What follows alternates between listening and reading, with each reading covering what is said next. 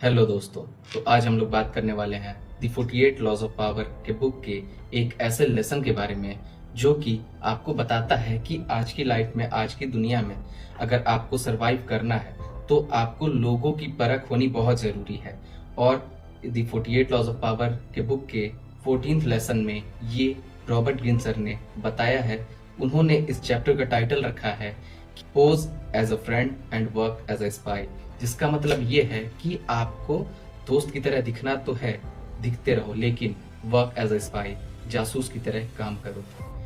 इसका मतलब ये है कि अगर आज के समय में अगर आपके बारे में हर इंसान सब कुछ जानता है तो आपका आसानी से फायदा उठाया जा सकता है। अगर आपके बारे में कोई बात छिपी नहीं है तो आप पूरे तरह से खुल चुके हो, आपके बारे में सबको सब कुछ पता है। तो उन्हें पता है कि आप कैसे दुखी होते हो, आप किस चीज़ से नाराज़ होते हो, किस चीज़ से आप खुश होते हो, तो वो अपने अनुसार आपको आगे हैंडल कर सकता है। इसलिए उन्होंने बताया है कि आपको तो दुनिया से खुद को छिपा के रखना ही है, लेकिन इसके साथ साथ बाकी इंसान लोग कैसे हैं, आपके बारे में क्या सोचते हैं, आपके बारे में आपके एब्सेंस में कैसी बातें करते हैं, इन चीज़ों का भी आपको ज्ञान होना चाहिए, जिससे कि आप आगे के लिए उनसे सतर्क हो जाते हो, जिससे कि आपको उनसे आने वाली प्रॉब्लम्स के बारे में, उनसे होने वाली दिक्कतों के बारे में पहले ही आप अनुमान लगा के और उसके लिए रेडी होते हो। तो इसमें उन्होंने बताया है, इस अध्याय में बताया है कि work as a spy, as a friend. तो वर्क एज अ स्पाई, यहाँ पे स्पाई का मतलब बिल्कुल ये नहीं है कि आप किसी की जासूसी कर रहे हो, गलत तरीके से उसके पे नजर रख रहे हो, ध्यान रख रहे हो, नहीं, इसका मतलब ये नहीं। स्पाई का मतलब ये है, यहाँ पे आप एक अच्छे ऑब्जर्वर हो, आप ऑब्जर्व करते हो चीज़ों को, आप नोटिस करते हो और उसको ध्यान में रखते हो और आप अपने लिए एक प्रोटेक्शन शील्ड तैयार करते हो स्पाई बन के। स्पाई होने से आपके किसी और को नुकसान नहीं होना चाहिए। हाँ, आप अपने प्रोटेक्शन के लिए इन चीज़ों का इस्तेमाल कर सकते हो। तो उन्होंने ऐसा इस लेसन में बताया है। तो उन्होंने ये भी बताया है कि इंसान अपने बारे में सब कुछ खुल के नहीं बताता है, नहीं बोलता है। कुछ चीज़ें ऐसी होती हैं जिनको आपको खुद अपने हिसाब से परखना पड़ता है, अपने हिसाब से उसको जानना पड़ता है, उसकी इंसान की हरकतों से, वो कैसी हरकतें करता है, कैसे लोगों के साथ रहता है, कैसा उसका सर्कल है, वो कैसे घूमता है, कहाँ रहता है। तो आप इन चीज़ों से उस इंसान के बारे में जान पाते हैं और उस इंसान के बारे में जान के फिर आप उसके बारे में ये जान पाते हो कि वो इंसान का माइंडसेट कैसा है, आपके लिए वो अच्छा है कि नहीं, आपके लिए लाभकारी है कि नहीं। तो एक अच्छे इंसान की परख होनी बहुत ज़रूरी है, जिससे कि आपका सर्कल अच्छा होता है, आप अच्छे लोगों से घिरे रहते हो। तो ऑब्वियस सी बात है, जब आप अच्छे लोगों के बीच में रहोगे तो आपकी भी ग्रोथ बहुत अच्छी होगी। आप भी जैसे 9 लोगों के साथ रहोगे, 10वें इंसान आप बन जाते हो।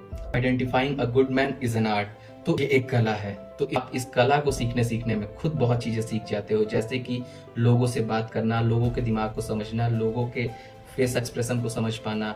सो आप एक गुड लिसनर बनते हो, ऑब्जर्वर बनते हो और डिसीजन मेकर बनते हो। बहुत चीज़ें जो कि हैं, आप नई नई चीज़ें सीखते हो जो कि आपके लिए, आपके फ्यूचर के लिए, आपके फ्यूचर में आपके बिजनेसेस के लिए बहुत ज़रूरी होती हैं। तो ये सारी चीज़ें इस 14th लेसन में रॉबर्ट विंसर ने बताया है कि एक इंसान के अंदर होनी बहुत ज़रूरी है, जिससे कि वो सामने वाले इंसान से तो सतर्क रहता ही है, लेकिन उसके साथ साथ उसकी भी पर्सनालिटी ग्रोथ बहुत अच्छी होती है, क्योंकि ये एक बहुत ही अच्छी आप स्किल कह सकते हो जो कि होती है इंसान के अंदर, कि how to identifying a good man.